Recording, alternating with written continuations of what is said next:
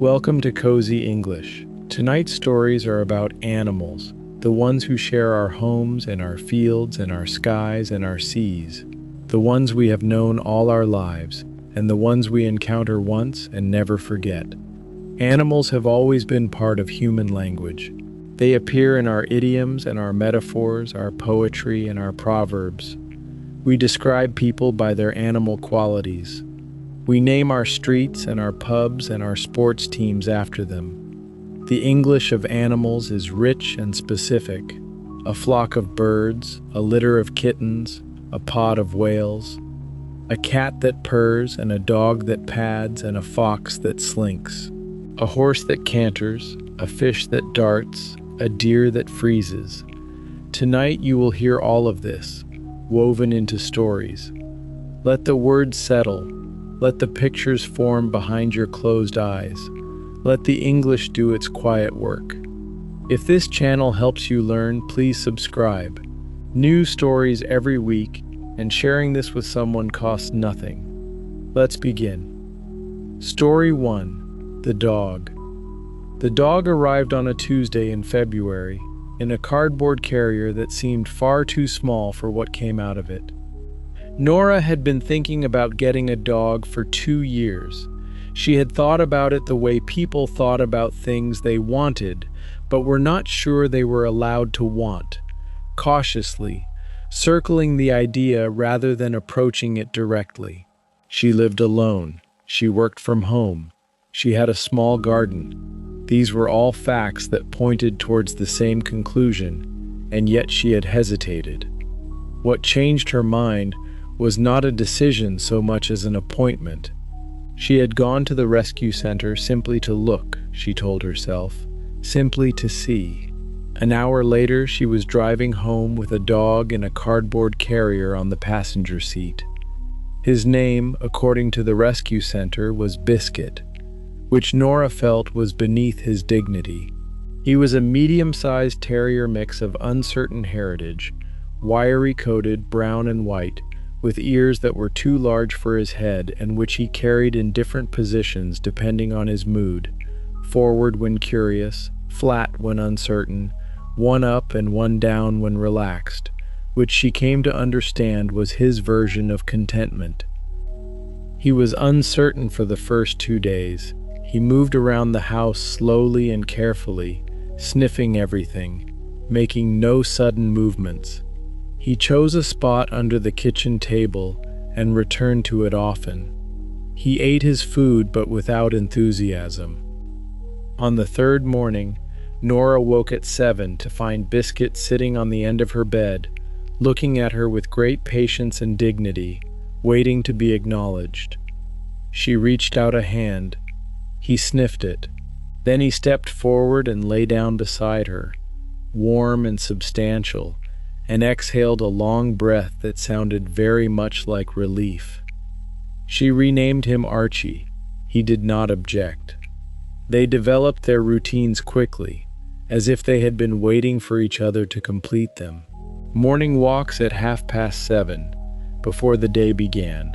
An afternoon walk at 4, Archie under her desk while she worked, surfacing periodically to place his head on her knee for 30 seconds before returning to his position. Evenings on the sofa with him curled against her, his warmth and the sound of his breathing forming a kind of companionship she had not known she was missing. She had been alone for 3 years and had been, she told herself, fine. Looking back now from the other side of Archie's arrival, she understood that fine and fine were not quite the same thing. Story 2. The Hedgehog.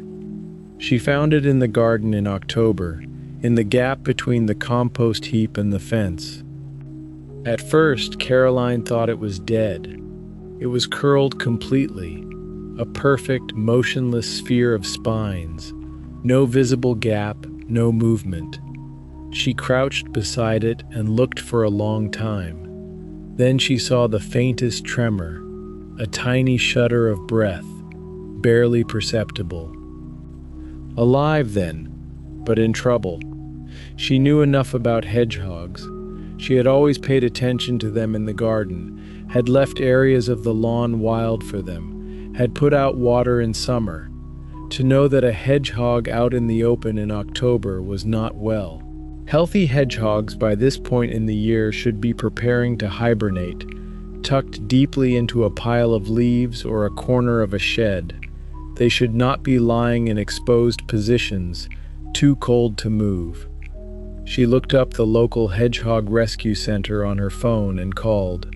A woman answered and asked her 3 questions: size, state of consciousness, apparent temperature, and said, "Warm it up slowly, don't let it overheat, bring it in tomorrow morning." Caroline lined a cardboard box with an old towel and placed the hedgehog inside it, still curled.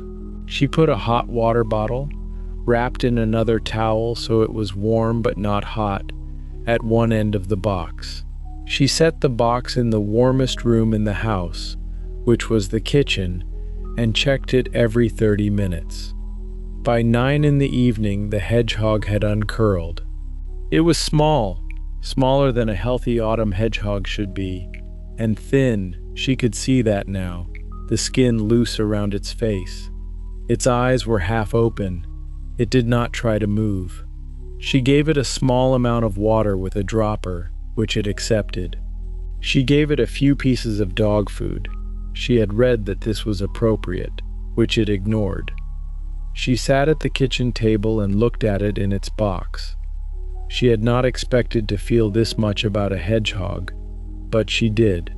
It was a small creature doing its best with a body that was not cooperating, and there was something about its determined existence, its spine still held properly, its face still slightly fierce even in exhaustion, that she found, in some way she couldn't articulate, important.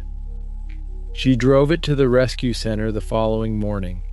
The woman there, brisk and kind in the manner of people who handled small, fragile creatures all day, weighed it and said, "Too light, but not critically so.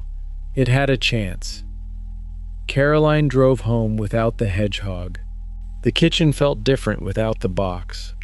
6 weeks later, she received a text from the rescue center.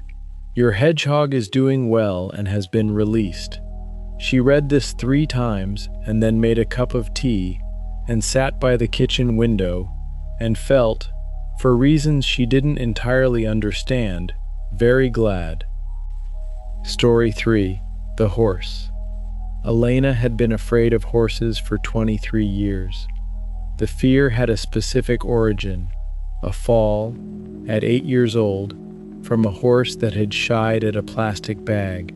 The fall had not been serious, bruises, a scraped palm, a bruised pride, but the moment of the horse's sudden sideways leap, the ground appearing where the sky had been, had lodged itself in her nervous system and remained.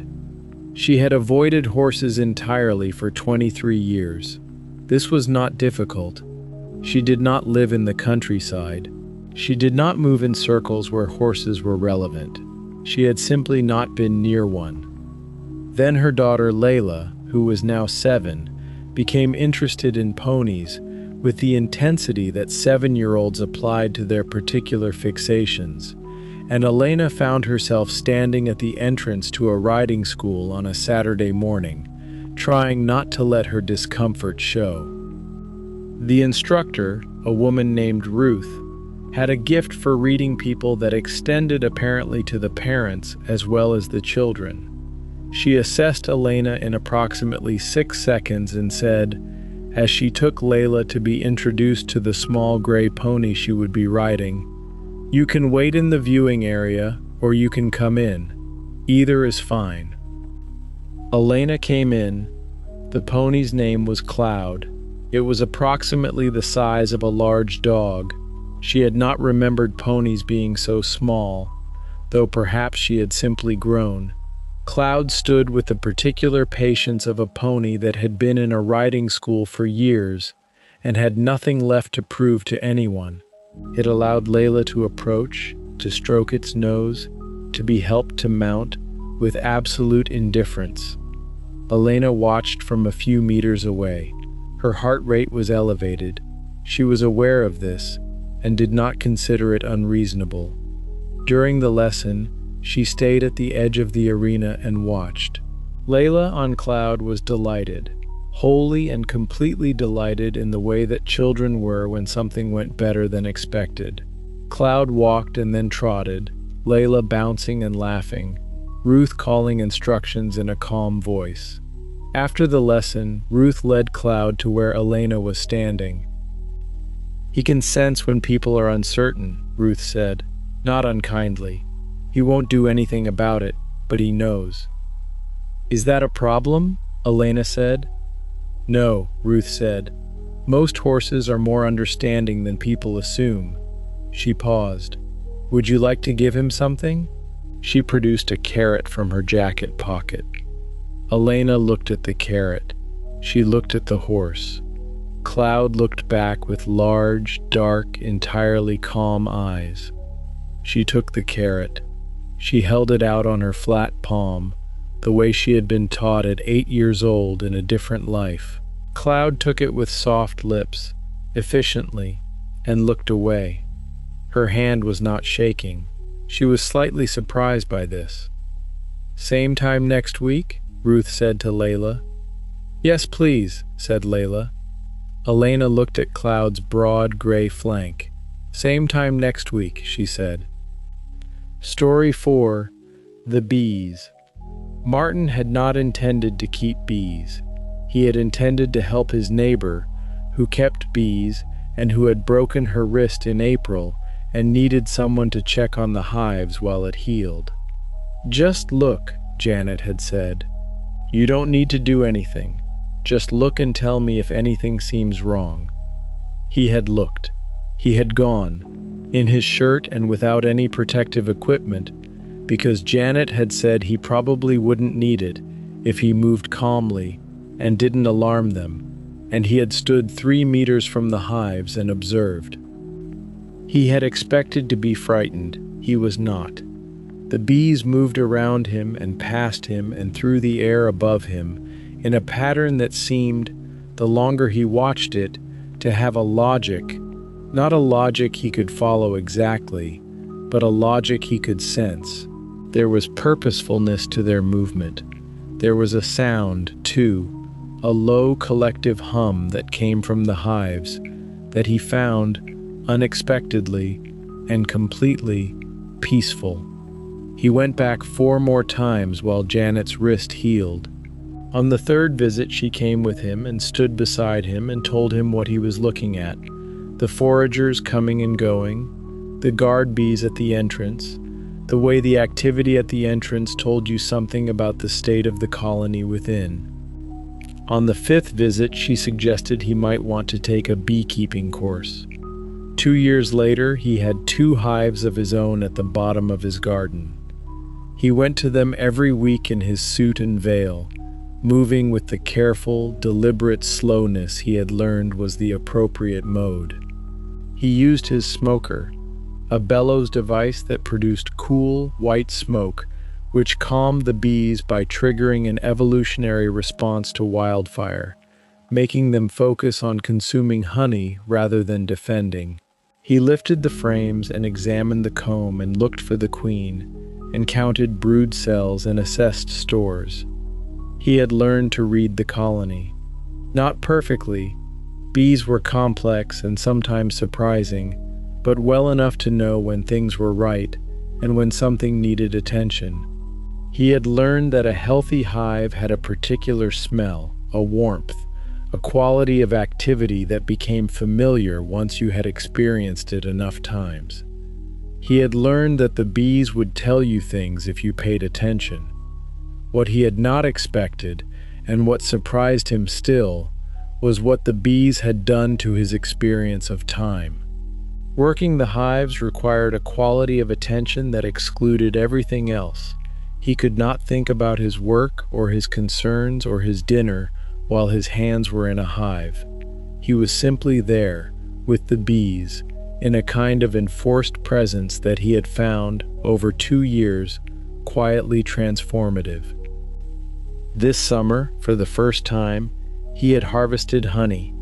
He had spun the frames in the extractor and watched the honey flow out, dark gold, thick and clear, and filled jars that he had labeled in his own handwriting and given to people he liked. Janet had received the first jar. "Not bad," she had said, tasting it. "The clover comes through." He had felt absurdly proud. Story 5. The Cat Who Came Back. The cat was gone for 11 days. Sylvia had not thought she would take it this badly. She was a practical woman. She had always considered herself practical, and she knew that cats went missing and usually came back, and that 11 days was not long enough to be catastrophic, and that panicking was not useful. She panicked slightly anyway. She put up notices on the lampposts in her street with a photograph of the cat, a large orange tom named Clementine, which was a name he had not been consulted on and had been ignoring for 6 years, and her phone number. She posted on the local community forum. She checked under the hedges along the garden wall each morning. Her neighbor Frances, who was 70 and had lived next door for as long as Sylvia had been in the house, said, "He'll come back. They always come back." "Not always," Sylvia said. "In my experience," Frances said, with the authority of someone who had witnessed many cats over many decades, "the ones who really leave don't put up notices. If you're putting up notices, you know he'll come back." She did not find this logic entirely compelling, but it was oddly comforting. On the 11th evening, at 9:30, she heard a sound at the back door. She went to the kitchen. Through the glass she could see Clementine, sitting on the back step with an expression of extraordinary composure, as if he had been there all along and she had simply not been paying attention. She opened the door. He walked in. He sniffed the kitchen floor in 2 places, conducting some kind of audit, and then walked to his food bowl, which she had continued to fill daily, and ate with great efficiency. She sat on the kitchen floor beside him. He tolerated this without enthusiasm. "Where were you?" she said. He did not answer. He finished eating, stepped over her knee as if she were furniture, and went to his usual place on the sofa in the other room, where he curled and began, with complete equanimity, to wash his face. She stayed on the kitchen floor for a while longer. She was not going to ask again. She knew she was not going to get an answer. Clementine had been where he had been, and he was back, and that was all there was to know. She was, nevertheless, extremely glad. Story 6. The Birds at the Feeder. Phoebe had put up the bird feeder in December, when the weather turned cold, and she had read somewhere that garden birds needed supplementary food in winter. She had expected sparrows. She got sparrows, several of them, small and brown and perpetually argumentative, occupying the feeder and surrounding branches with an energy that belied their size. They came every morning as soon as the light was sufficient, and returned throughout the day in small, rapid visits. She had not expected a great spotted woodpecker. It appeared on the 3rd week of January, a Tuesday morning, when she was eating breakfast at the kitchen table. She looked up and there it was, black and white and red, larger than the sparrows by a considerable margin, gripping the side of the feeder with its strong feet and extracting sunflower seeds with a beak that looked purposeful. She did not move. She watched it for several minutes, breakfast forgotten. The woodpecker was entirely uninterested in her. It ate methodically, extracting seeds one at a time, turning each in its beak before swallowing, its red cap vivid in the gray morning light. She bought a field guide to British garden birds. She added Niger seeds to the feeder, which she had read might attract goldfinches. Goldfinches duly arrived in February, a small flock of 5 or 6, yellow and red and black, eating with a delicacy that contrasted with the sparrow's aggressive approach. She could hear their call, a liquid twittering, from inside the kitchen with the window closed. By spring, she had identified 17 species at or near the feeder. She kept a list in a notebook she had bought specifically for this purpose. She photographed what she could from the kitchen window, though her phone camera was not adequate for most of the birds, which were too small or too fast or too far away. She ordered a better camera. She had not expected any of this. She had put up a feeder because the birds might need the food. She had not anticipated that watching them would become one of the things she most looked forward to each day.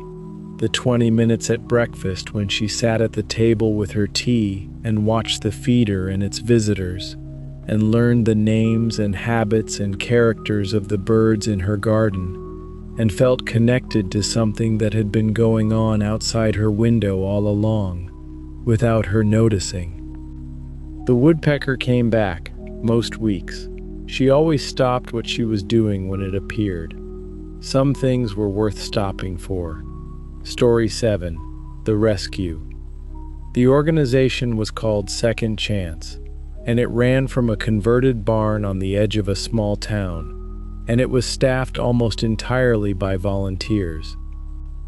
Amara had started volunteering there the previous autumn, 2 weeks after her children left home, her son to university, her daughter to a job in another city, and she had found, in the sudden quiet of the house, that she needed somewhere to put her energy. Second Chance took in dogs that had been surrendered or found abandoned and rehomed them. There were usually between 15 and 25 dogs in the barn at any given time, in individual kennels, waiting for the assessments that would tell the volunteers what each dog needed and what kind of home would suit it. Amara's job to start with was simple: walking the dogs, one at a time, 20 minutes each, twice a day. She had never owned a dog. She had been cautious around them as a child, after a difficult encounter with a large one, and had not sought them out since. That this was the thing about Second Chance. The dogs were not frightening. Most of them were so relieved to be out of the kennel and moving through the world that they were enthusiastic in ways that overwhelmed judgment. They trotted ahead of her on their leads, noses down, reading the smells of the lane outside the barn with total absorption. They pulled her through puddles and stopped to investigate things of no apparent interest, and occasionally looked back at her with an expression that seemed, however she tried to resist anthropomorphism, to communicate something very much like gratitude. She had a favorite. She was not supposed to have favorites. Everyone said not to have favorites. She had a favorite. He was a gray lurcher, long-legged and gentle, who had been found in a field in November, and who arrived at Second Chance in a state of such extreme thinness that you could count his ribs at a distance. He was called Gray by the volunteers, for obvious reasons, and he moved with the particular dignified quietness of animals who had been through something hard and come out the other side still fundamentally themselves. She walked Gray twice a day and spent the extra time at his kennel, sitting on the floor beside him while he leaned against her with his whole weight in a way that she understood was a form of trust. He was rehomed in March, to a family with a large garden and 2 older children. The woman who came to collect him had clearly done her research. She asked the right questions. She was calm with him. She crouched to his level to let him sniff her hand before touching him. Amara watched them drive away from the car park. She went back into the barn. There were 22 dogs. She had, in the 3 days since his kennel became empty, counted them. 23, with Gray. Now 22. She picked up the lead for the next walk. Story 8. The Fox. The fox had been coming to the garden for 2 years before Otto got a proper look at it. He knew it was there from the evidence: the overturned plant pots, the holes dug in the lawn in a pattern that seemed purposeful rather than random, the single muddy paw print he had found once on the patio. He had heard it occasionally at night, a cry that was startling if you didn't know what it was, a hoarse barking scream that went off like an alarm in the dark. He tried to stay awake one night to see it. He fell asleep in the armchair at the kitchen window at approximately 10 minutes to midnight and woke at 3, stiff-necked, to find the garden empty and his tea cold. The actual sighting happened on a Thursday morning in October at 6:30, when he was standing at the kitchen sink with a cup of coffee. He had not been looking for the fox. He was looking at nothing in particular: the dawn light on the wet grass, the tree at the end of the garden dark against the pale sky. The fox came around the side of the house and walked across the garden with the unhurried, liquid movement of an animal that owned the territory and knew it. It was thin and red and more beautiful than he had expected. Not the mangy, damaged creature he sometimes imagined from the nocturnal sounds, but something precise and wildly colored against the gray October morning. It crossed the lawn diagonally, paused for a moment at the far flower bed with its nose to the ground, then disappeared through the gap in the fence at the bottom of the garden without looking back. Otto stood at the sink for a long time after it had gone. He had lived in this house for 19 years. The fox had been visiting for at least 2, possibly more. He had never seen it until now, and it, he was fairly certain, had never seen him. They had been neighbors, sharing the garden in different hours, and this morning they had briefly occupied the same moment. He thought about this in a way he couldn't quite articulate. Something about the animal's complete indifference to his presence. Something about its beauty. Something about the fact that this wildness, this thin, red, ancient wildness, existed in his suburban garden in the gray dawn, going about its business, owing him nothing. He refilled his coffee.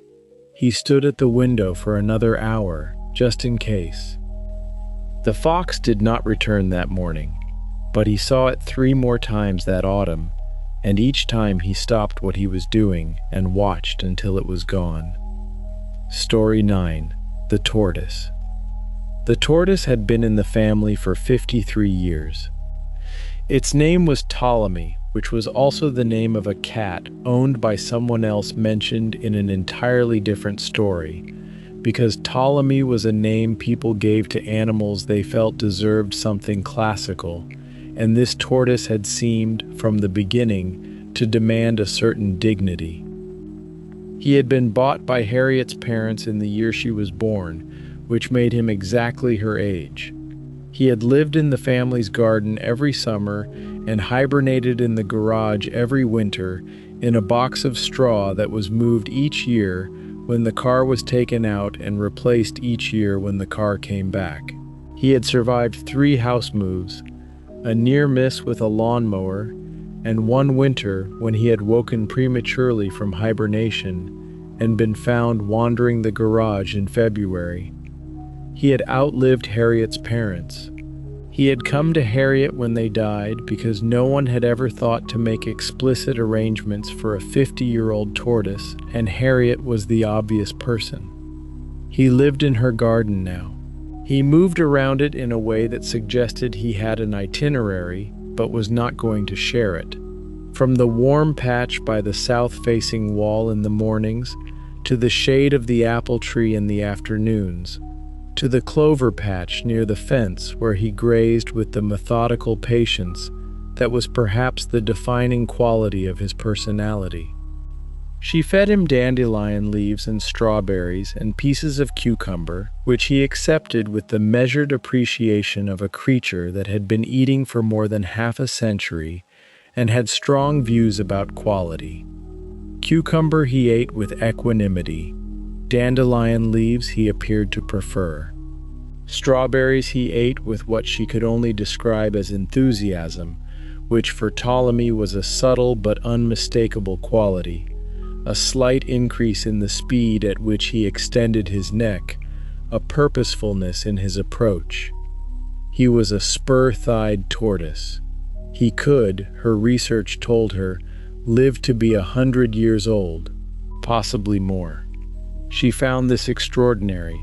She had a creature in her garden who might outlive her, who had already outlived her parents, who had experienced more decades than she had, who had been present at her birth and would, quite possibly, still be present at things she would not be there to see.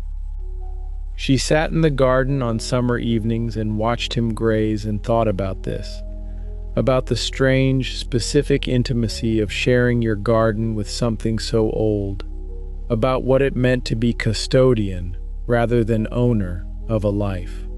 Ptolemy did not think about any of this. He grazed, he basked, he did what he had always done and had always done well. She respected him for it. Story 10. The Whale. She had been on the boat for 4 hours when she saw the first one. Bridget was on a whale-watching trip off the Icelandic coast, and she had been warned that sightings were not guaranteed, that the sea was unpredictable, that passengers should bring warm clothes and an open mind. She had all three, plus seasickness medication, which proved necessary for the first hour. The sea was rough for the first part of the journey.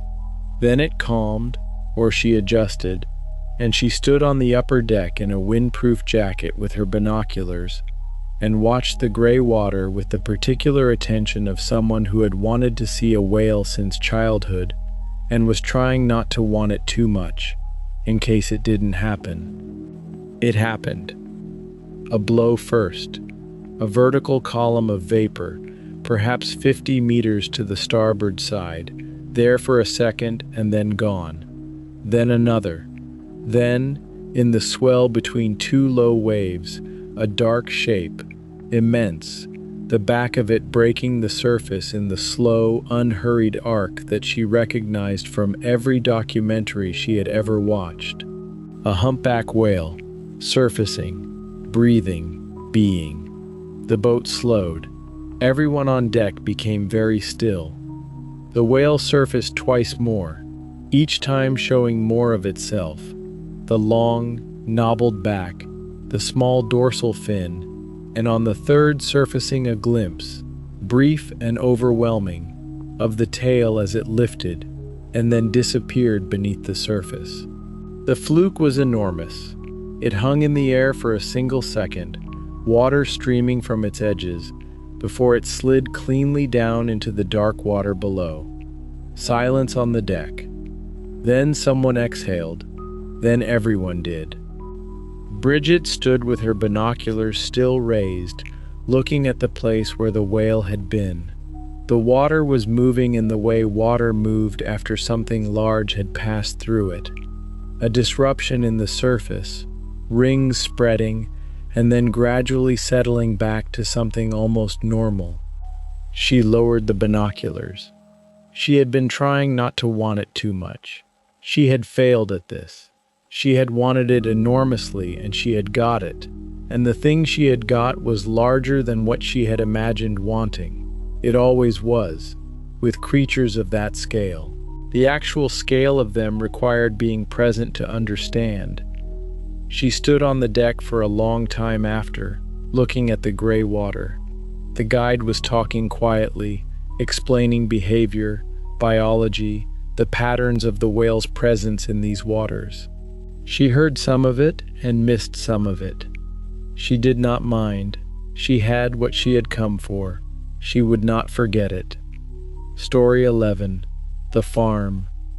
The farm had been in Rowan's family for 4 generations.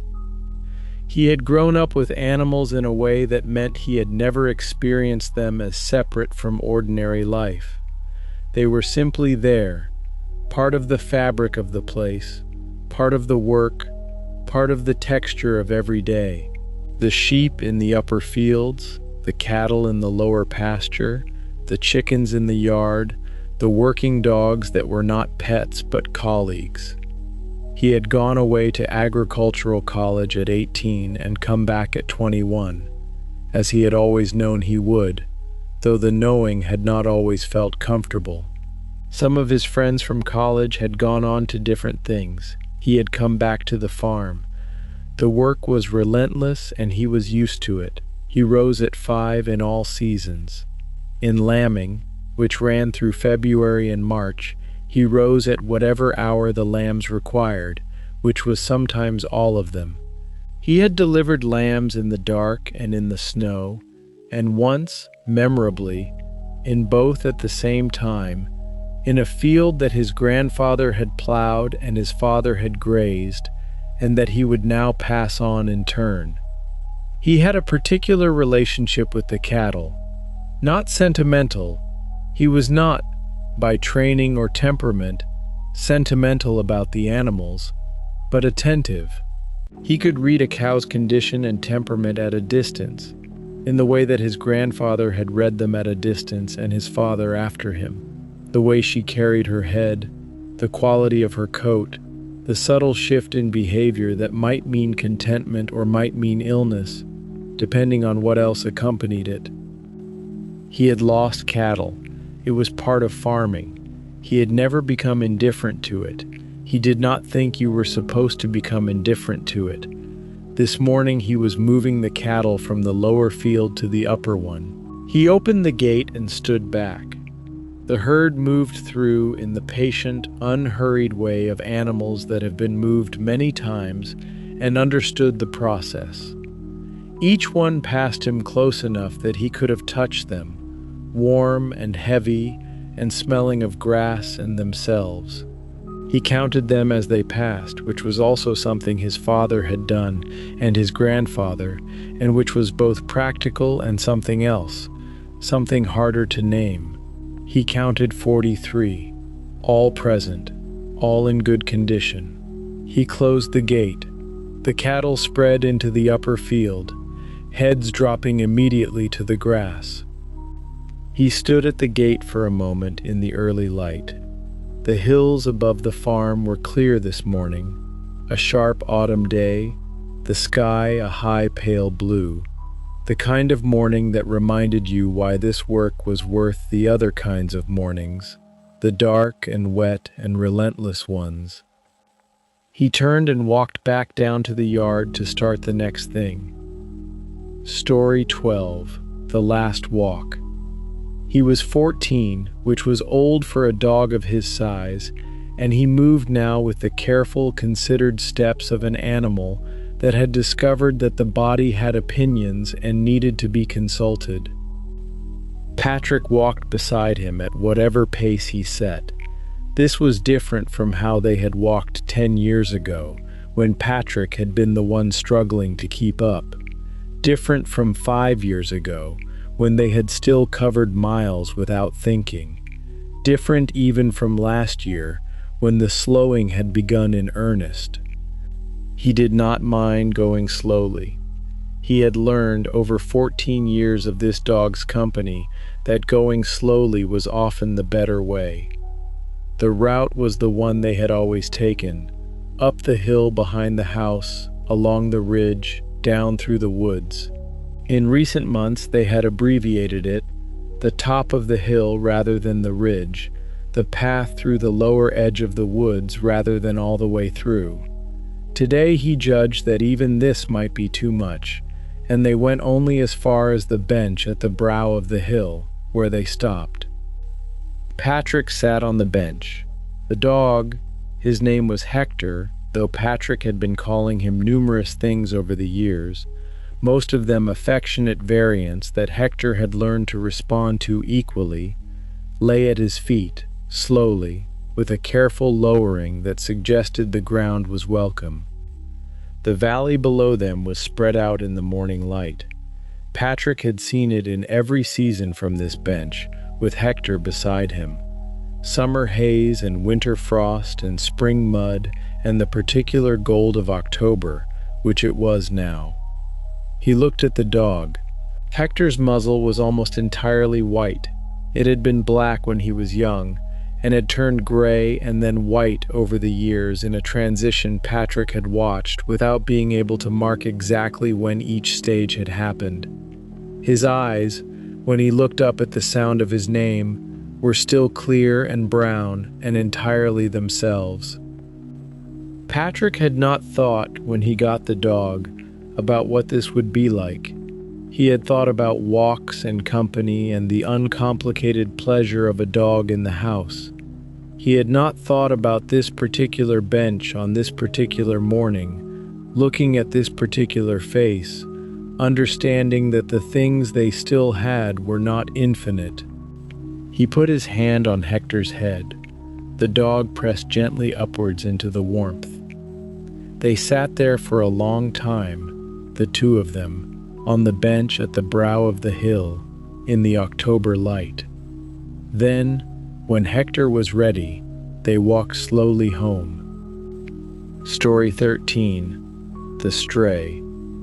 She started feeding the cat in October, which everyone who knows about cats will recognize as a mistake. It was thin when it first appeared on her back step, a gray tabby with a nick in one ear, and the particular wariness of an animal that has learned not to trust too quickly. She had put out a small dish of tuna, more out of impulse than intention, and it had eaten it without looking at her and then vanished. It came back the next evening. She put out more tuna. By November, it was waiting on the step when she got home. By December, it was sleeping on the doormat in a box she had lined with an old jumper. She told herself it was an outdoor cat, that it was free to come and go, that she was simply providing a service and not developing an attachment. In January, during a cold snap that brought frost to the inside of the windows, she let it inside for one night. It sat on the armchair, looked at the room with the assessing gaze of someone taking stock of a property, and began to wash its face. It slept on the armchair all night without moving. She slept better than she had in weeks, for reasons she declined to examine. She took it to the vet in February. The vet scanned for a chip, found none, estimated the age at around 4 years, noted the healed injuries of a difficult outdoor life, and asked whether she was keeping it. She said she supposed she was. The vet said it was a female. She had been calling it nothing in particular, which she now had to rectify. She named it October, after the month it had appeared. October lived with her for 11 more years. She became, over that time, the kind of person who talked to her cat in full sentences, which she would have found slightly ridiculous before, but which turned out to be entirely natural. When October died, peacefully, in the vet's office, in her arms, at 15, she sat in the car for 20 minutes before driving home. The house was very quiet. She waited 6 months, which she had told herself would be a respectful interval. Then she went back to the rescue center and came home with 2 kittens, because she had learned that a quiet house was not something she required. Story 14. The Horse. He had been afraid of horses for most of his life, and was not entirely sure when this had changed. The fear had begun in childhood, a horse at a petting farm that had moved suddenly and knocked him off a fence, and had persisted in the way that childhood fears do, half forgotten but present, surfacing whenever he was near a horse, as a slight tightening in the chest and a desire to be elsewhere. He had not arranged to be near a horse. He had taken a job at a farm during a summer between studies, expecting to work with crops and equipment, and discovered on the first day that the farm also had 2 horses, and that he would be expected to help with their care. He told the farmer he was not experienced with horses. The farmer said that was fine. Experience came. The older of the 2 horses was named Edgar and was, by all accounts, the most placid horse in the county. The farmer said this in the confident manner of someone who believed it to be true. Edgar confirmed it by standing completely still while he was introduced, turning his large head slowly to look at him, and then going back to eating. He fed Edgar every morning. This required him to be close to Edgar's face, which he approached with exaggerated caution the first week, and which, by the third week, he had stopped thinking about. Edgar ate with focused attention and did not seem interested in him except as the source of food, which he found reassuring. By the second month, he was brushing Edgar without nervousness. By the third, he had been persuaded to sit on Edgar's back, briefly, in the paddock, while the farmer held the bridle. Edgar walked 3 slow circles and stopped, as if this was the least interesting thing that had happened to him all day. He did not become a horse person exactly. He did not develop the passion that the farmer's daughter had, or the deep instinctive communication that some riders seem to develop. But he lost the fear, which was what he had needed to lose, and he understood something from it about the difference between an imagined danger and an actual animal, which was considerable. He still thought of Edgar sometimes. A large, slow, entirely indifferent horse who had, simply by being present and unthreatening, undone something in him that had been there since he was 7. Story 15. The Birds at the Feeder. She had put up the bird feeder as a winter project, something to look at from the kitchen window, something to tend to. Margaret was 71 and had retired 2 years ago from a career in hospital administration, which had been demanding and purposeful and which had, when it ended, left a gap in her days that she was still learning to fill. The bird feeder was one of several things she had tried, along with a watercolor class, abandoned, and a book club, ongoing, and a kitchen garden, successful. The feeder attracted, in the first weeks, mainly sparrows and a pair of blue tits. She bought a book from the shop in town and began to identify them. The sparrows were house sparrows. The blue tits were, specifically, blue tits, though there were also great tits, which were larger and bolder and arrived at the feeder with the confidence of birds that knew their worth. In January, a robin established itself as a near-permanent presence. It had, she noted, a particular way of watching her when she refilled the feeder, tilting its head, regarding her with one eye, making no move to leave. She began to refill the feeder at the same time each morning, and the robin began to appear at the same time, and this became a routine she found unexpectedly satisfying. A sparrowhawk visited once, in February, with violent and efficient results. She was distressed for a day and then accepted it as part of the system, which she understood intellectually, but needed time to accept emotionally. By spring, she had recorded 17 species and was using specialist seed mixes for different birds, and had joined an online community of people who recorded garden bird sightings.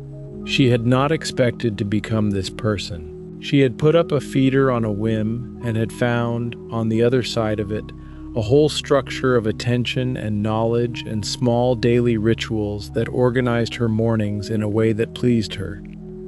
The watercolor class had been wrong for her. The birds were right. She was not sure why one thing fits and another doesn't, except that you have to try things to find out, and this was a lesson she had apparently needed at 71. Story 16. The Dog That Came Back. The dog had been missing for 3 days. He had got out through a gate that someone, he was not sure who, and no longer cared, had left unlatched. He was a beagle, 12 years old, with a nose that had always overpowered his other faculties, and once the gate was open, there had been nothing to hold him. Seb had searched for 2 days. He had walked every street in the area calling the dog's name, which was Biscuit, a name that had seemed reasonable when it was given 12 years ago, and which he now called loudly in public without embarrassment. He had posted online, printed notices, knocked on doors. He had not slept well. On the evening of the third day, his phone rang. A woman 3 kilometers away. She had a beagle in her garden. He drove there. The beagle was in the garden, eating from a bowl the woman had provided, completely absorbed, apparently unconcerned about the 3 days he had caused. He looked up when Seb arrived, wagged his tail twice, the moderate wag of a dog acknowledging someone he knew but was not prepared to be dramatic about, and went back to eating. Seb sat down on the garden path. The woman made tea. The beagle finished eating and came and sat on Seb's feet. He did not know what the dog had done for 3 days, or where he had gone, or what he had found. He never would. Biscuit carried this information as dogs carry most things, without feeling any need to share it. He had him checked at the vet. He was fine, slightly tired, paws a bit worn, otherwise the same dog. They drove home. The dog slept the entire journey with his head on Seb's knee. He fixed the gate that evening with a new latch and a second new latch as a backup. He checked both latches before going to bed. He checked them again in the morning. Biscuit was on the sofa when he got up, in the precise center of it, taking up more space than was mathematically possible for a medium-sized dog. Everything was in its right place. Story 17. The Rescue Rabbit. She had not planned to get a rabbit. She had gone to the rescue center with her daughter to look at the cats, and they had ended up, somehow, with a rabbit. This is one of the ways animal rescue centers work. You go in knowing what you want, and the place has other ideas. The rabbit was large and gray, and was sitting in its enclosure with the patient dignity of an animal that had been waiting for something for a long time, and had learned not to show the waiting on its face. Her daughter, who was 8, stopped in front of it and did not move for several minutes. The rabbit's name at the center was Gerald. This seemed appropriate to his manner. He had come in as a stray. Rabbits were abandoned more often than most people realized, the center volunteer explained, and had been there for 6 weeks. He was estimated to be about 3 years old. He was described in the notes as calm and companionable. Calm and companionable were accurate. Gerald came home and installed himself in the large hutch they set up in the garden and proceeded to organize his life with the quiet efficiency of someone who had thought carefully about how things should be done. He ate at regular times. He exercised in the run at predictable intervals. He allowed himself to be picked up by her daughter and regarded this process, each time, with tolerant neutrality. He lived for 6 more years, which she had not known rabbits could do, and which meant her daughter grew from 8 to 14 in his company. She learned, over those years, more about rabbits than she had ever anticipated knowing. She learned that they were social animals who required company and stimulation. She learned that they communicated extensively through body language. She learned that a rabbit lying flat on its side in the sunshine was not ill but simply happy, which had caused her considerable alarm the first time. When Gerald died, her daughter was 14 and old enough to be simply sad about it, which was its own kind of difficult and also its own kind of right. They got another rabbit. Her daughter named it Gerald II, with the deadpan logic of a teenager, and Gerald II settled into the hutch as if he had always been there. Story 18. The Old Dog. The vet said the dog probably had 1 more good year. This was a hard thing to hear and also, in some ways, a useful thing to hear. It meant that the year mattered. It meant paying attention. The dog was named Hazel and she was 13. She had been with them since she was 8 weeks old. A golden retriever, cream-colored, with the kind of face that people stopped on the street to admire. She was slower now. She slept more. She could not manage the long walks she had once led, pulling on the lead with the inexhaustible enthusiasm of a dog who could not believe the world was as large as it was and wanted to check all of it. They adjusted. They took shorter walks more slowly. They went to the good places more often, the field where she could walk off the lead, the river where she liked to stand in the shallows for reasons that seemed to be simply the pleasure of standing in the shallows. She still ate with enthusiasm. She still greeted them each morning with the full ceremonial welcome she had always performed, tail rotating, front paws briefly leaving the floor. The essential Hazel was unchanged, if more carefully distributed through the day. They took her to the river on her birthday in September.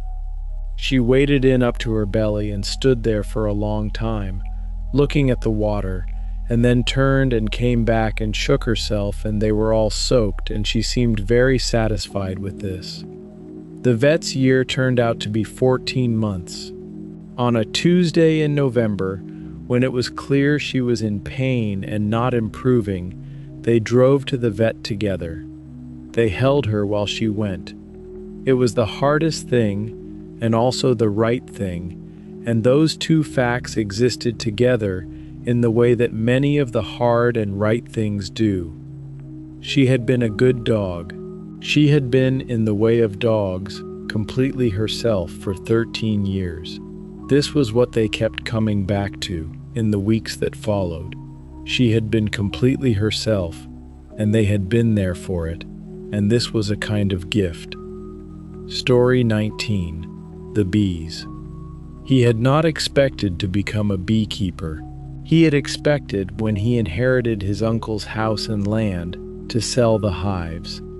There were 3 of them, standing in a row at the end of the garden, white painted, with the particular hum that he could feel through his shoes when he stood close.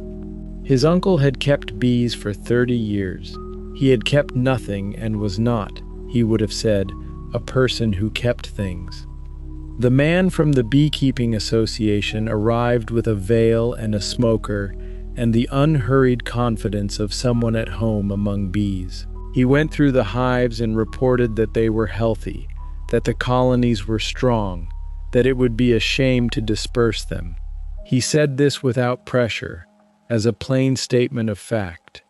He asked if the man would show him what to do. The man said he would come once a week for the first month. The first time he opened a hive, he was, despite the protective suit, afraid. There were thousands of bees. The hum changed in pitch as the frames were lifted. Some of them flew up and around him and landed briefly on the veil, and he understood in his body, very clearly, why people were afraid of bees. Then the man said, "Look at this." He held up a frame, golden and complex, the cells filled with honey and brood, the bees moving over it in their purposeful way. And he looked, and the fear shifted, not disappearing but making room for something else. He kept the bees. He learned the rhythms of the year, the spring build-up, the summer flow, the preparations for winter. He learned to read the colony's mood, which was communicated entirely through sound and movement, and required the same attention that listening carefully to another person required. He harvested honey for the first time in August. It was the best thing he had ever tasted, partly because it was very good honey, and partly because he had had something to do with making it, which turned out to matter a great deal. Story 20. The Cat That Moved House. The cat did not accept the new house. This was not unexpected. Cats, as a rule, accept change badly, and new houses not at all, at least initially. But he had moved house twice with other cats and had managed without serious incident, and so he had perhaps been unprepared for how comprehensively this particular cat, named Volta, would reject the premises. The rejection took the form of hiding. Volta located the single most inaccessible space in the new house, a gap behind the boiler cupboard that he had not known existed, and remained there for 4 days, emerging only at night, when she was apparently confident that both the humans were asleep, to eat the food left out for her, and use the litter tray, and presumably assess the situation. He slept on an old jumper left near the boiler cupboard, in the hope that his presence, in some form, might be reassuring. Whether it was, he couldn't be sure. Volta did not share her reasoning. On the 5th day she came out. She walked through the house in a systematic way, sniffing every wall and surface. She sat in the middle of the main room and looked at it. She looked at him. She sat on his lap. After this, she was fine. The new house became, over the following weeks, entirely hers. She established her routes and her sitting places and her times, and she patrolled her territory with the authority of someone who has decided, on reflection, that a place will do. He never found out what had changed on the 5th day, what assessment she had completed, and what verdict she had reached. He was simply glad she had reached one. He moved the jumper from beside the boiler cupboard. She sat on it elsewhere, in the spot of afternoon light that crossed the kitchen floor at 2 o'clock, which she had located on the 6th day and was apparently very pleased with. Story 21. The Tortoise. Nobody in the family could remember when the tortoise had arrived. This was not as strange as it sounds. The tortoise, whose name was Henry, was estimated by the vet to be at least 60 years old, which meant he had been in the family before anyone currently in the family had been born. He had belonged to a grandmother, or possibly a great-uncle, and had passed through the years as tortoises do, steadily, without urgency, outliving the people who thought they owned him, and becoming, in time, simply part of the household in the way that furniture becomes part of a household, present and not much remarked upon. He woke in April, as he always did, and ate the first dandelion leaves of the spring with the serious attention he gave to all food. He was, by the standards of his species, small. His shell was perhaps the size of a dinner plate, and patterned in browns and ambers that had faded slightly over the decades. He had no particular personality, except in the way that very old things have a personality conferred on them by their age. He was simply there, in the garden, doing what he did, requiring very little. Emma was 7 when she became interested in him. She sat beside him in the garden for long periods, which he tolerated with the indifference of something that has seen enough children to know they pass. She fed him cucumber and watched him eat it with enormous attention to detail. "How old will he get?" she asked. Her mother said she wasn't sure. Possibly very old. The oldest tortoise on record had been over 170. Emma considered this. "So he'll be here when I'm old?" she said. Her mother said it was possible. Quite possible. Emma seemed satisfied with this.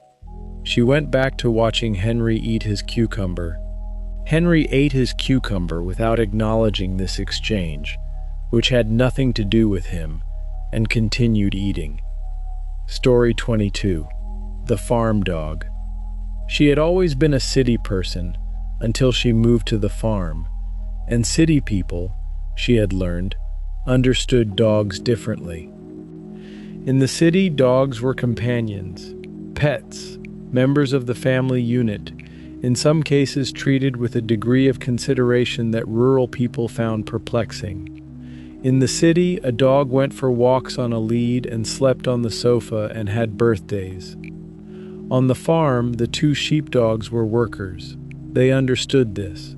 They had a purpose, a specific, daily, necessary purpose, and they fulfilled it with a professionalism that she found, when she first observed it, astonishing. The older dog was named Pip.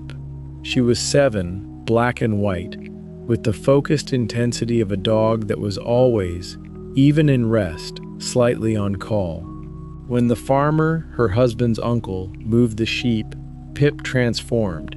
She moved through the field in arcs and angles, responding to whistle commands with precision, holding the flock together, reading the situation 20 seconds ahead of it. It looked less like working a dog and more like conducting an orchestra. She had assumed, before she understood, that this was all training. It was training, but it was also something else, a depth of bred instinct that training had shaped but not created. Pip did not herd sheep because she had been taught to. She herded sheep because not herding them was a kind of frustration, the way not using a sense would be. She learned to whistle the commands. This took 3 months. Pip, who was a patient dog, waited for her to get them right. She had moved to the farm thinking she would miss the city. She did miss it, at first, but she stopped missing it in the way you stop missing things when something has replaced them fully. She and Pip went out every morning. The fields were wet and cold and very large. Pip moved through them ahead of her, purposeful and alive. Story 23. The Fish.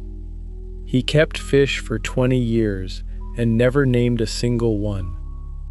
This was not coldness. He was fond of the fish. He watched them for long periods in the evenings, the tank lit in its corner of the room, the fish moving through the water with the easy purposefulness of things that have no particular destination and require none.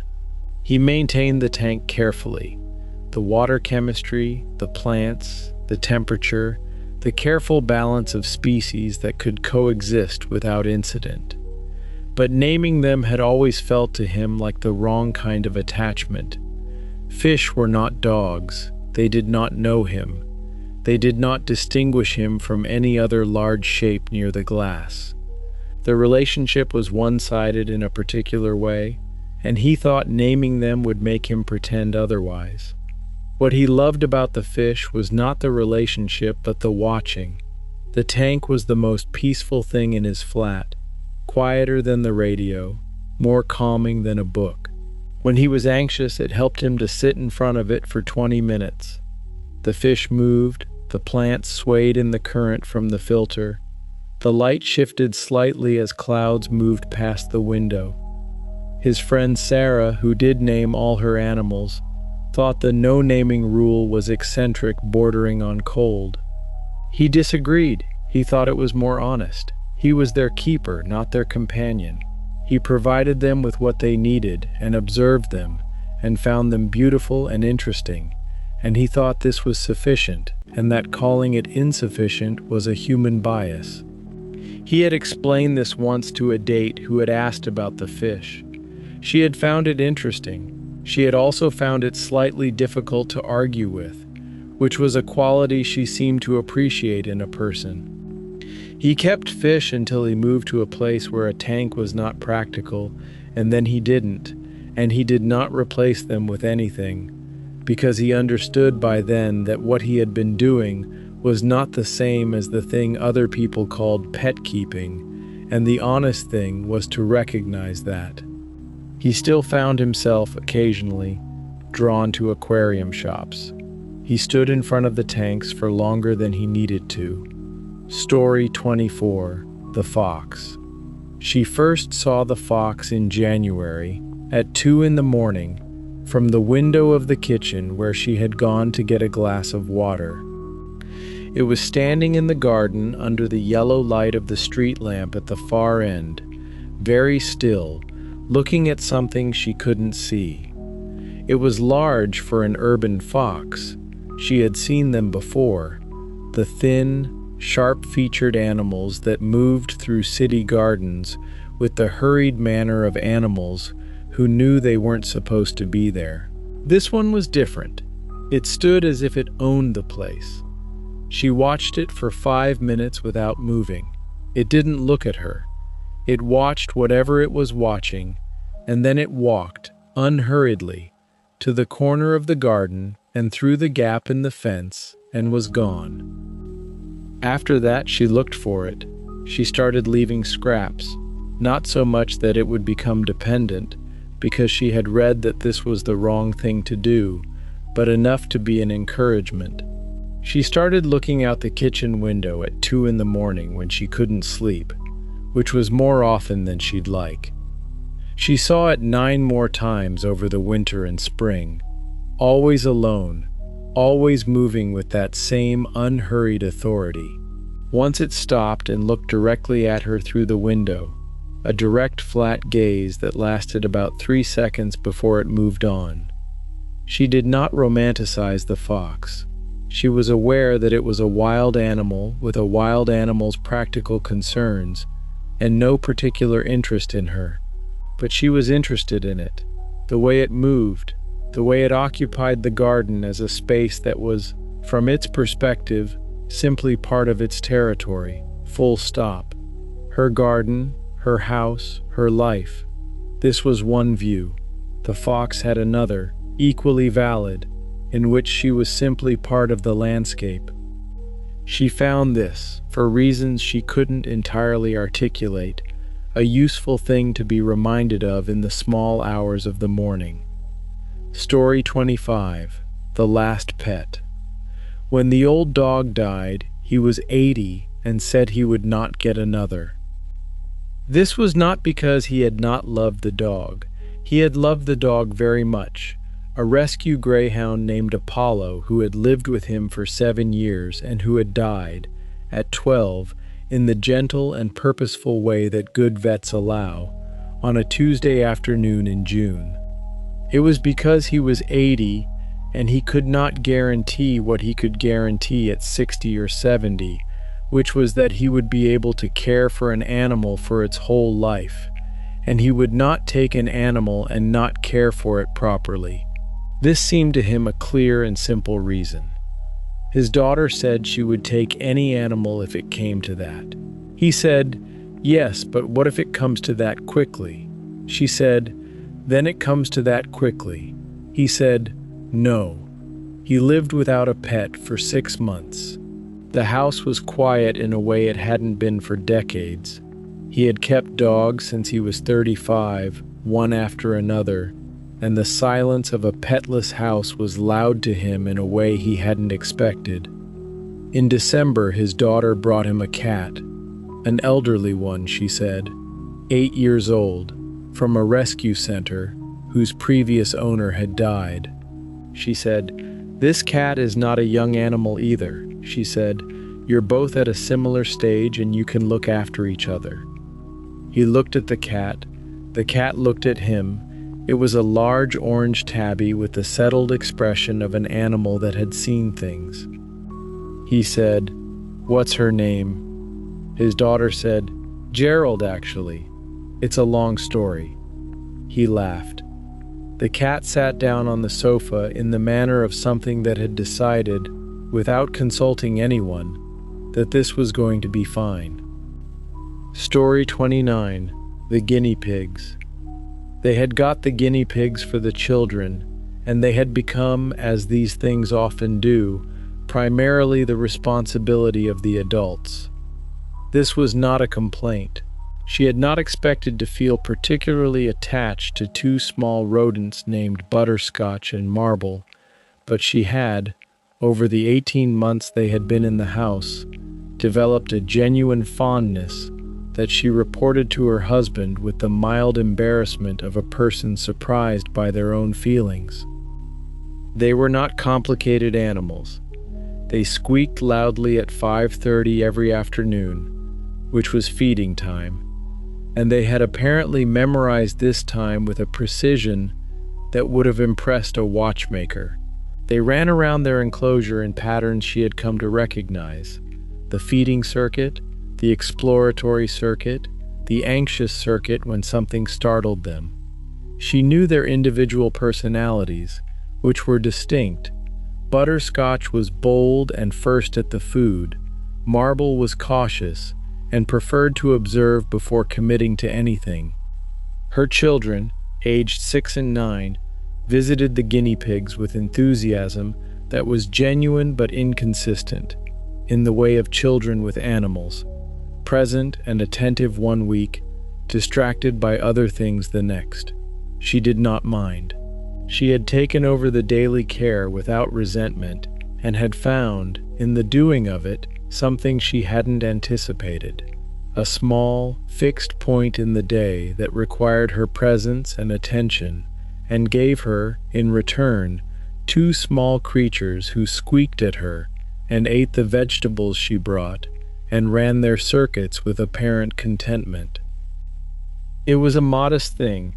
She was aware of its modesty, but she had come to believe, in the way you come to believe things through experience rather than argument, that modest things done with attention were among the better things a day could contain. Story 30. The Dog in the Rain. He had forgotten to bring a coat.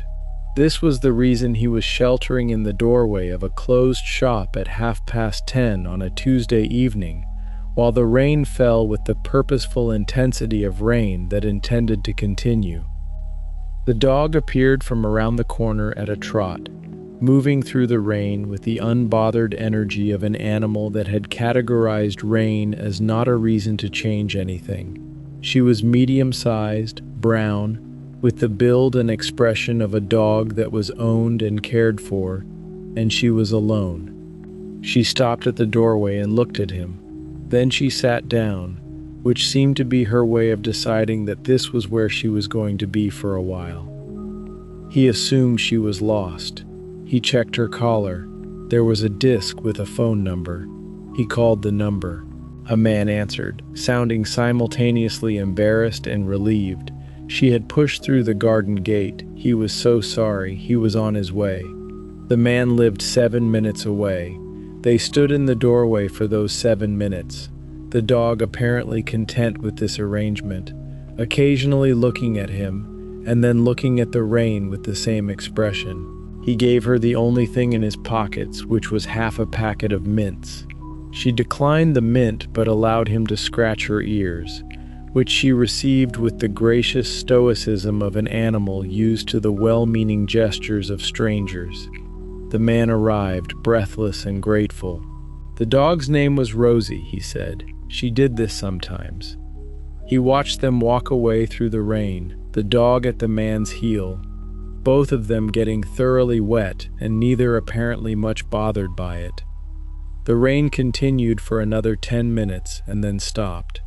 He walked home without a coat, through the after-rain quiet of the street, the puddles reflecting the street lamps, thinking about the dog who had sat beside him in a doorway, as if this were simply the obvious thing to do.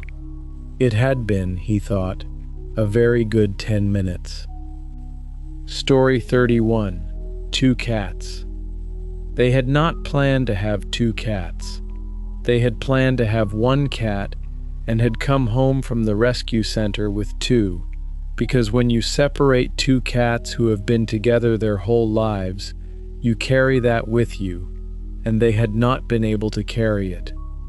The cats were sisters, though you would not have known it from looking at them. One was black, one was orange and white, and their personalities were as different as their coloring. The black one, named Storm, was reserved and watchful, and chose her moments of affection with the deliberation of someone who knew its value. The orange one, named Saffron, was entirely without reserve. She arrived on laps without announcement.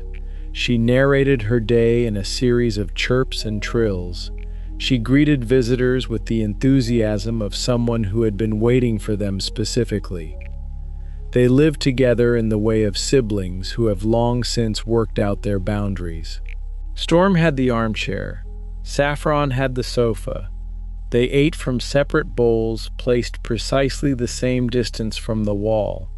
They slept, occasionally, in the same spot, and when they did, they arranged themselves with unconscious precision, back to back or nose to nose, the particular ease of 2 bodies that had been close since birth.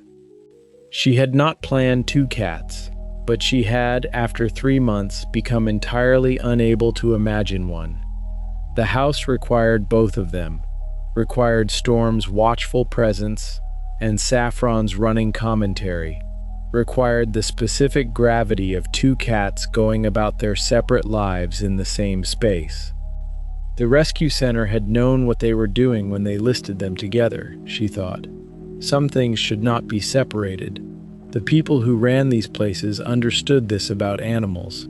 It was worth understanding about other things too.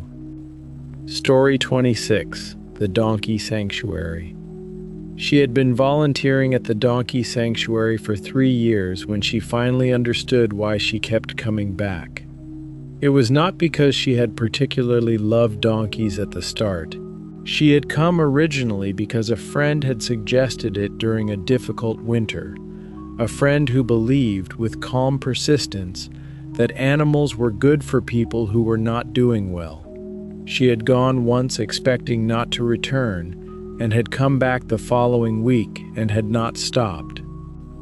The sanctuary housed 43 donkeys. Each had arrived from a situation of neglect or misuse, and each carried this history in visible or invisible ways. Some were thin when they arrived. Some flinched at certain movements. Some took months before they would accept being touched.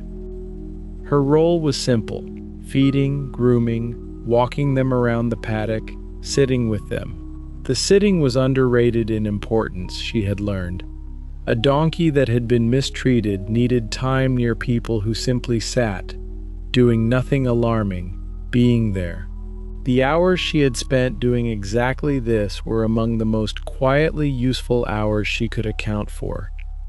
There was one donkey named Clover who had arrived very damaged and who had taken almost a year to trust anyone. She was small and dark brown and had stood in the corner of her paddock and not moved for days when she first arrived. The staff knew not to push it.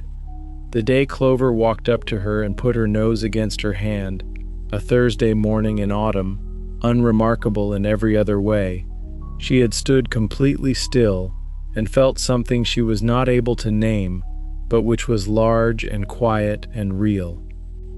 She had been having a hard winter when she started volunteering. She was not, by the time she understood all this, having a hard anything. The donkeys were not responsible for this, exactly. But they had given her something to show up for, 3 mornings a week, when showing up for anything felt like an effort. This had turned out to be enough. Story 27. The Parrot's Words. The parrot had been talking for 12 years, and nobody had ever determined where he had learned everything he said. He was an African gray named Copernicus, and he lived in the front room of the house she had inherited from her aunt, who had kept him for the last 15 of his life.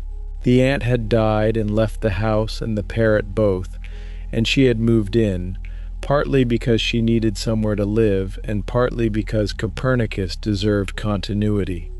He had an extensive vocabulary, greetings and farewells, the sounds of the telephone, the kettle, the front door, phrases that seemed to be quotations from conversations she had never witnessed. Things like, "But that's exactly what I said," and "It's not the money, it's the principle," and a complicated exchange that appeared to involve an argument about parking. He also had opinions about music. He would whistle along with certain pieces, badly but enthusiastically, and go conspicuously silent during others.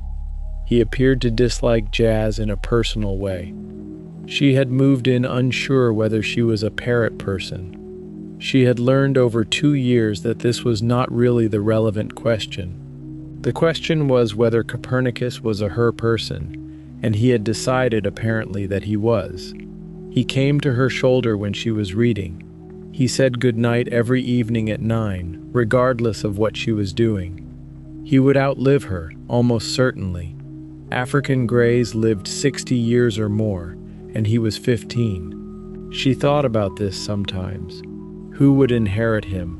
what continuity he would need, what pieces of her life he might store in his remarkable memory and repeat, years later, to people she had never met.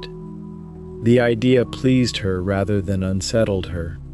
She would be remembered, in some form, in the gray feathered archive of a very old bird.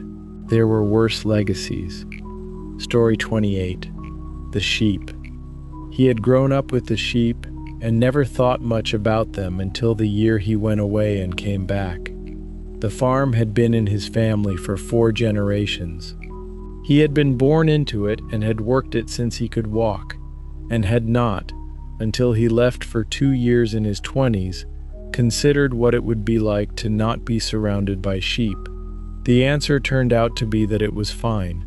He had adapted to the city with practical flexibility, but that something was missing he couldn't name. When he came back and walked into the first field in the early morning, and the flock moved away from him in that particular way, not panicked, just relocating, the sound of them and the smell of them and the low light on the wet grass, he knew immediately what the unnamed thing was. He could not have explained, to a person who had not grown up with it, what was particular about sheep. They were not bright animals. They were not affectionate in the way of dogs. They did not learn his name or seek him out, but they were his. That was the only word that fit. In the way a landscape is yours when you have grown up in it, your eyes trained on it, your hands familiar with it. He took over the farm from his father gradually, over a decade. He learned what his father knew, and some things his father didn't. He worried about the things farmers worry about: the weather, the market, the health of the flock through a difficult winter, and he accepted the worry as part of the work. On summer evenings, he sometimes walked the fields alone, the sheep parting before him and closing behind, the hills going gold in the low sun. He did not take photographs. It seemed to him that you could photograph a landscape or you could be in it, and being in it was the point. Story 32. The Hedgehog. She found the hedgehog in the garden in October, moving slowly in the way that meant it was either injured or underweight, and took it inside. This was, she later learned, the correct thing to do. Hedgehogs found out in daylight during autumn were often underweight and unlikely to survive hibernation without intervention. She learned this from the website of a hedgehog rescue charity, which she found after a rapid search, and which also told her to feed it cat food, not bread and milk, which she had been about to provide on the basis of what she had always believed about hedgehogs. She fed it cat food. She weighed it, 640 grams, which was below the threshold for safe hibernation. She kept it in a cardboard box in the utility room with a fleece for warmth. She named it Bramble, which felt appropriate for something found in a garden in autumn. Bramble ate with enormous seriousness. She consumed the cat food methodically, the sounds audible from across the room. She gained weight through November at a rate that the rescue charity's volunteer, who she had called for advice and who was pleasingly matter-of-fact about hedgehog welfare, said was excellent. She released Bramble in mid-November when the weight was sufficient. She put her down in the corner of the garden behind the compost heap, which seemed to offer reasonable shelter. Bramble sniffed the air, sniffed the ground, and walked with the focused directness of something that knew exactly what it needed to do next.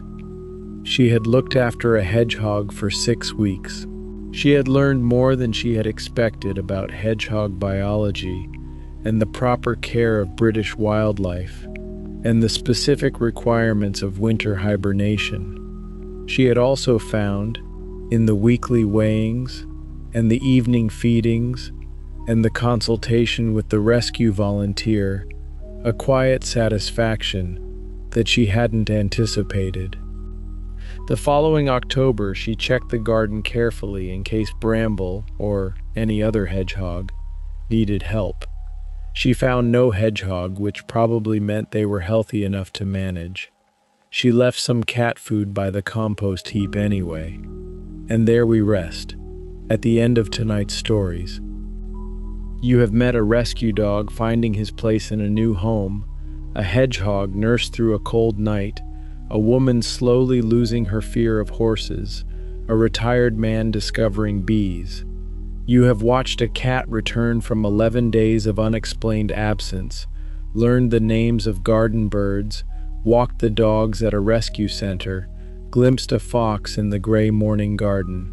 You have sat with a tortoise who is 53 years old and may outlive us all, watched a whale breach and disappear into dark water, walked cattle through a gate at dawn, and sat on a hillside bench with an old dog in October light.